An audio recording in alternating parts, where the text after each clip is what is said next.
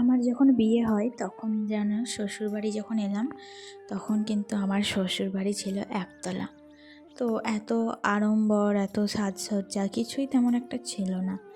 তো আমি তো বিয়ের আগে ধরো শ্বশুরবাড়ি দেখিনি। প্রত্যেকটা মেয়েই যেটা হয় আর কি, প্রত্যেক মেয়ের সাথে আমার বিয়ের আগে শ্বশুরবাড়ি সম্পর্কে ধারণা ছিল যে মাটির বাড়ি। তো রীতিমতো আমাদের তো মন্দিরে বিয়ে হয়েছিল। তো মন্দিরে বিয়ে হওয়ার পর আমরা যখন শ্বশুরবাড়ি এলাম তখন এসে দেখলাম যে একতলা পাকা বাড়ি। তখন কিন্তু আমাদের একটা নিচে দুটো রুম ছিল, আর একটা ছিল ঠাকুর ঘর, আর একটা ছিল রান্নাঘর। তো এই রকমই ছিল। তারপর বিয়ে হয় যখন, তো বিয়ে হওয়ার 2 মাস পর কিন্তু আমার শ্বশুরমশাই যে দেখলো এবার তো ধরো ছেলের বউ হয়েছে। তো মানে আমার শ্বশুরমশাইয়ের 7টা মেয়ে, 7টা মেয়ের পর একটা ছেলে, আর সেই একটা ছেলের বউ আমি। তো আমার 7টা ননদ। তো সবাই আসবে বাড়িতে থাকা, তারপরে শোয়ার একটা অসুবিধা হবে। তো সেই কারণে এই ভেবে কিন্তু দোতলাটা তুলতে শুরু করেছিলেন। আর তারপরে দোতলা কমপ্লিট হয়, আর আস্তে আস্তে তারপর থেকে একটু একটু করে আমি আমার এই সর্বসুখের সংসারটা সাজিয়ে তুলছি। নিজস্ব নিজের মনের মতো নিজস্ব পরিশ্রম দিয়ে কিন্তু আমার এই সুন্দর সংসারটাকে আমি নিজের মতন করে সাজিয়ে তুলছি।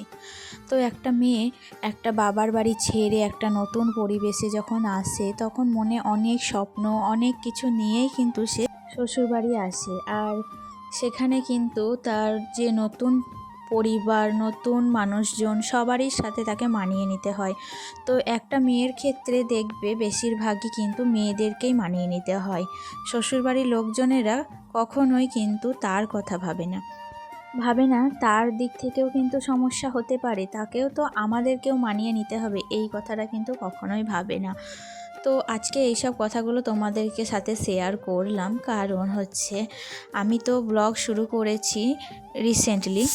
তো এই অল্প কয়েকদিনে তোমরা আমাকে অনেক ভালোবাসা দিয়েছো, আর আমার সম্পর্কে তোমরা যাতে সবটুকু জানতে পারো, তোমরা যাতে সবটুকু জেনে বুঝে আমাকে ভালোবেসো, সেই জন্যই তোমাদের সাথে আমি সব কিছু শেয়ার করছি। তো আমরা তো 2 বোন। আমার তো বিয়ে হয়ে গেল এই ধরো এই সামনে ফেব্রুয়ারি 26 তারিখ কিন্তু আমাদের 7 বছর কমপ্লিট হবে, আর আমার বোনের রিসেন্টলি 2 মাস হলো বিয়ে হয়েছে। তো বাবা মায়ের আমরা 2 মেয়ে, আর মা আর বাবা এই 4জন নিয়েই কিন্তু আমাদের বাবার বাড়িতে ফ্যামিলি 4জন মেম্বারই আমরা ছিলাম। তো এখন শ্বশুর বাড়িতে এসে অনেক মেম্বার, অনেক কিছু আছে। আমার ওই যে বললাম আমি একটা ছেলেরই বউ, আর আমার 7টা ননদ, তাদের ছেলে মেয়ে, ভাগ্নি সবাইকে নিয়েই কিন্তু আমি খুব সুখে সংসার করছি। আর আমি চাই সারা জীবন এভাবেই কিন্তু সুখে সংসার করতে। তো আমার শ্বশুরবাড়ির ফ্যামিলিতে সবার যেটা হয়, আমার কিন্তু অতটা অসুবিধা হয়নি। তবে পরিবারে থাকতে গেলে কখনো কখনো মনোমালিন্য হয়, কখনো কখনো একটু কিন্তু মতের পার্থক্য হয়। তাই বলে যে বলবো না আমার শ্বশুরবাড়ি খারাপ, অনেক সাপোর্টিভ, অনেক কি বলবো, অনেক ভালোবাসা পেয়েছি তাদের কাছ থেকে আমি। তো তারা যদি আমাকে সাপোর্ট না করতো আজ কিন্তু আমি এই জায়গায় আসতাম না, তোমাদের সাথে পরিচয় হতো না, তোমাদের ভালোবাসাও আমি পেতাম না। তো বিশেষ করে আমার স্বামী কিন্তু খুবই ভালো, খুবই ভালোবাসে, আর সত্যি করে তার কাছ থেকে কিন্তু আমি অনেক সাপোর্ট পাই।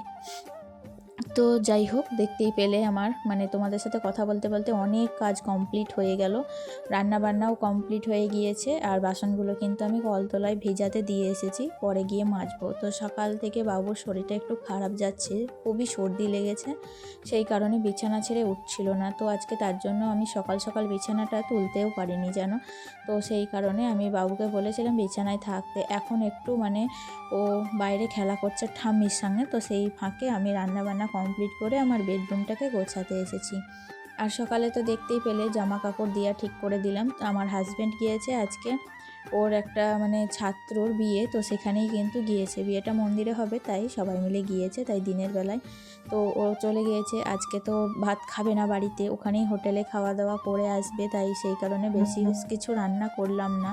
দেখতে পেলে ডিমগুলো তো জানো তো সিদ্ধ করতে দিয়ে আমি এদিক ওদিকে কাজগুলো কমপ্লিট করতে গিয়েছিলাম, তখনই দেখেছি যে ডিমের জলটা মরে গিয়েছে। তো ডিমগুলো একটু ধরে যেতে লেগেছিলো, তো সেই কারণে ডিমগুলো একটু কালো কালো হয়ে গিয়েছিলো। আর তাছাড়া কালকে দুটো মাছ ছিল ভাজা, তো সেই ভাজা মাছ দুটো দিয়ে একটু বড়ি দিয়ে আলু টমেটো সব কিছু দিয়ে একটু টক করেছি। তো আজকের টকটা এত সুন্দর হয়েছে, তো আমার শ্বশুরবাড়ির সবাই খেয়ে খুব নাম করেছে, খুব ভালো বলেছে। তো আমার হাজব্যান্ড যখন শুনছে তখন বলছে যে আমি না থাকলেই নাকি তুমি এরকম করে ভালো রান্না করো। তো আমি বললাম না গো, রান্না ওরকম হয়ে যায়, মানে প্রত্যেক দিন যে রান্না সমান হবে তা নয়।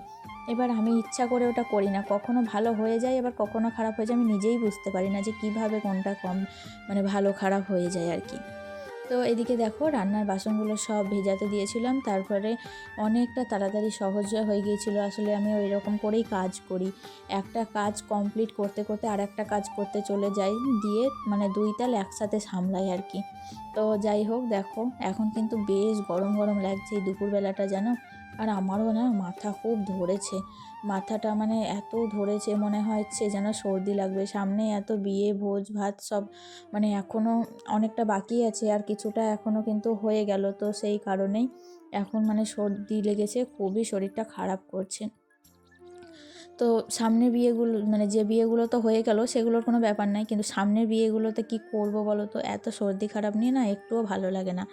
তো এদিকে বেশ অনেক কিছু শার্ট কেচেছি, মানে কি বলো তো, অনেক দিন থেকেই ভাবছিলাম যে কয়েকটা জিনিস আমাকে কিন্তু একটু কাচাকুচি করতে হবে, তো সময় করে উঠতে পারছিলাম না। তো আজকে তো আমার হাজব্যান্ড নেই, আমার হাজব্যান্ড যদি না থাকে না, মানে খাওয়া দাওয়ার দিক থেকে কিন্তু অনেকটা চাপ কমে যায়, কারণ ওই একটা দুটো তরকারি দিয়ে ভাত খেতে পারে না, আবার উপরন্তু ওর জন্য কিছু ভাজা ভুজি এক্সট্রা বড়া ভাজা এটা ওটা করতে হয়। তো রান্নাবান্নার অনেকটা চাপ থাকে, তো রান্নাবান্না করতে করতে বেশ সময়খানিক লেগে যায়, তখন কিন্তু আর কাচাকুচির দিকটা হয় না। তো আজকে রান্নাবান্নাটা দেখলে খুব সকাল সকাল রান্নাবান্নাটা কমপ্লিট করে নিয়েছি। আর এখন চলে এসেছিলাম ওই যে গরম জলে বেশ কিছু কাপড় জামা ভিজিয়ে রেখেছিলাম, তো সেগুলোই এখন কাচাকুচি করছি।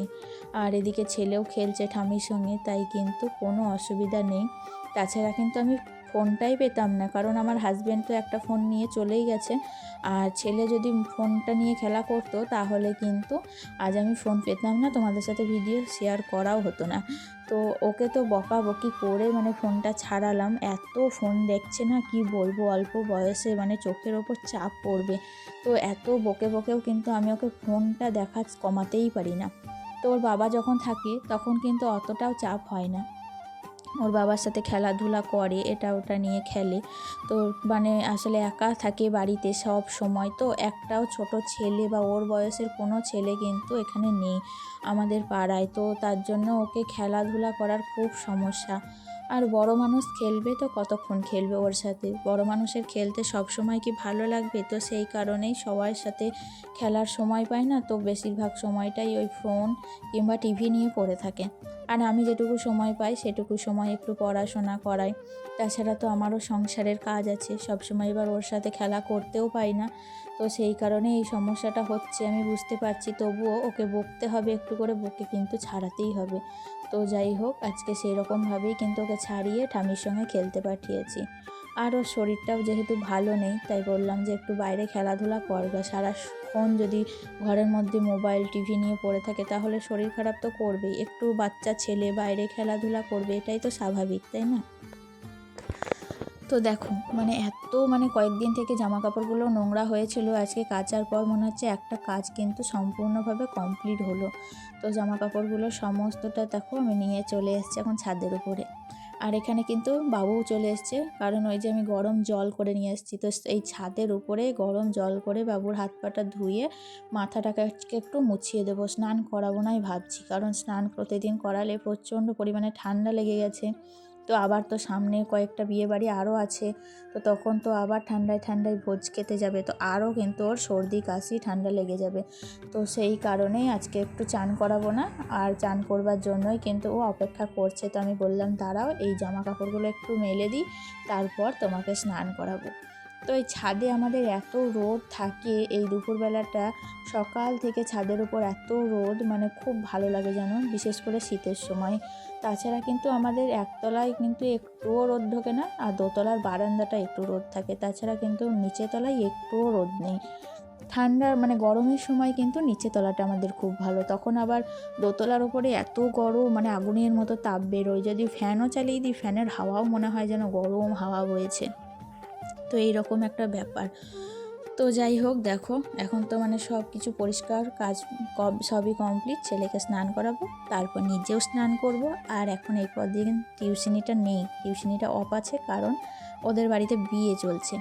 তো সেই কারণে টিউশনিটা কদিন অফ আছে বলে আমিও একটু মানে নিশ্চিন্তে আমার সংসারের সমস্ত কাজগুলো কমপ্লিট করতে পারছি।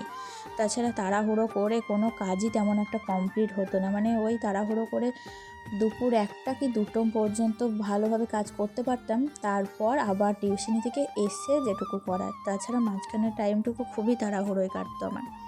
তো চলো বন্ধুরা, তাহলে আজকের মতো ভিডিওটি এখানেই রাখছি। দেখা হচ্ছে নেক্সট ভিডিওতে। ভালো থেকো, সুস্থ থেকো সবাই। কেমন লাগলো অবশ্যই কমেন্টে জানিও। টাটা।